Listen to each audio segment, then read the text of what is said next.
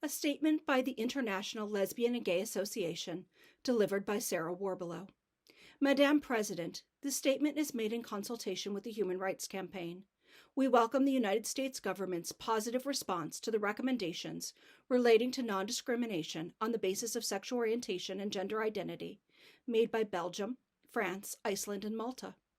We applaud the recent executive order on preventing and combating discrimination on the basis of gender identity or sexual orientation, which broadly applies existing sex non-discrimination laws to protect LGBTQ people, consistent with the 2020 Supreme Court ruling in Bostock v.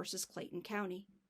In addition, we applaud the presidential memorandum on advancing the human rights of lesbian, gay, bisexual, transgender, queer, and intersex persons around the world. We urge the United States to do all it can to live up to the promise of these executive actions.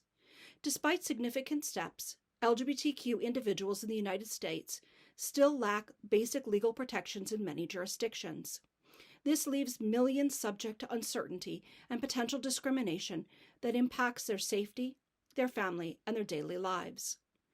We urge the United States to take all possible steps, including enactment of the Equality Act, to codify and expand non-discrimination protections. Madam President, the epidemic of violence against transgender people, particularly Black and Brown transgender women in the United States, is a national crisis. 2020 was the most deadly year on record, with 44 transgender people losing their lives to violence. Hate crimes affect not only victims and their families, but the entire community they target.